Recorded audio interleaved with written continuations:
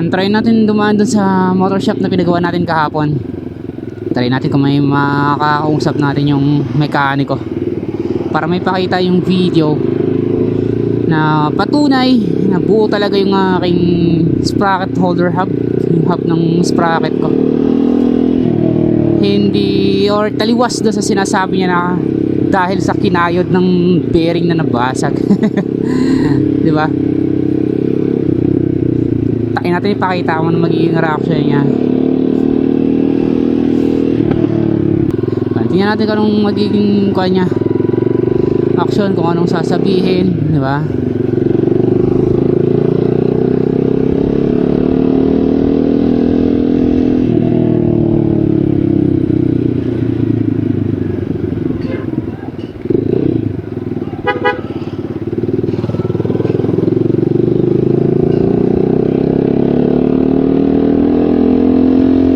So dito lang naman yung sa unahan, malapit na malapit lang. Tingnan natin.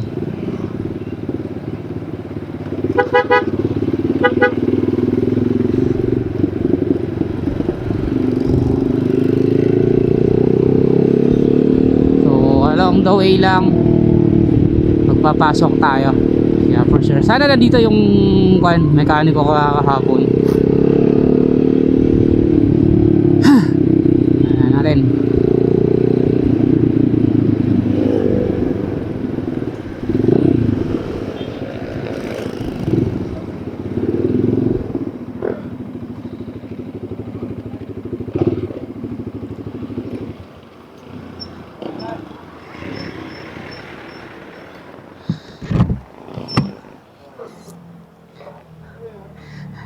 Kaya ako yung nagpagawa kahapon.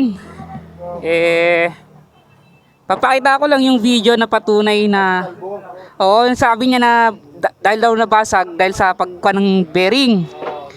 Hindi kuya ito yung video ko. So, kaya yung pagdating ko, lakasan natin ko yung volume.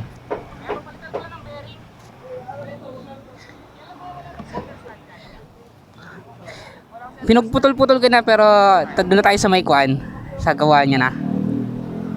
Ayan yung tayo na tinanggal. Papakita ko lang kuya na tunay na buo yung ginagawan ko. Sprocket holder ko. Hub yun. Tapos yung sabi mo bilaki natin ng bearing. Hindi pa. Yan yung tinatanggal pa lang. Ako naman yung lahat eh. Ayan o. Ayan kuya.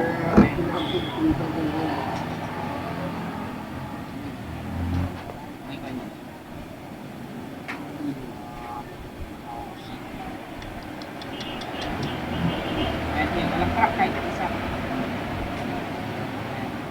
pinus ko para mas pagbalik ko galing kay tatay pag-split ng gano'n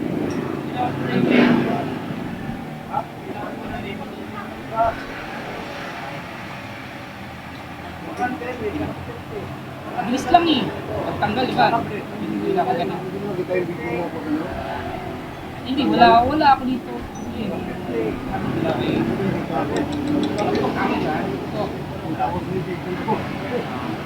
sabi ko sa kanya kapon, tayo mo mag-iyak ng kukunod, grabe tapalan nyo. Hindi ba ako masyadong nag-react pero alam ko kasi aware ako na bago pumunta buo hindi lang ako masyadong nag-react ako kasi sabi ko okay lang may video naman ako kaya dito na kuya pag-fit ng bearing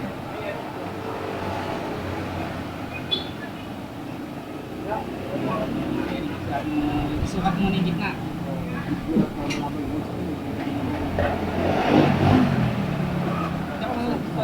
kasi sabi ko re-review ko na yung video naka-video ako wala akong video pero sa umpisan pagtanggal buo ba? Oo wala ako nung pagtanggal niya ng bearing lang pero yung buong footage yung buong video ko naka-play naman yun ayan kita kahit malayo ayan kahit malayo Albo!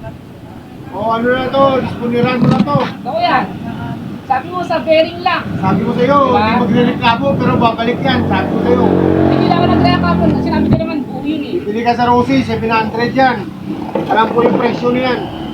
Kasi nakakuha na ako yan ilang beses na. Lagi na babasag yan pag alanganin yung follow-up mo dyan o ano man. Pinilit mo. Binigyan pa kita ng basahan kapon, hindi mo rin kinon eh. Sabi ko, patungan mo Sabi ko sa'yo, pag naglalagay kayo ng bearing, mag-asa kayo na mag-grasa. Huwag kayo pipilit ng tira ng tira.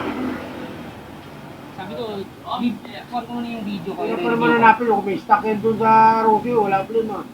Kung walang stock. Mabili na ako may dati.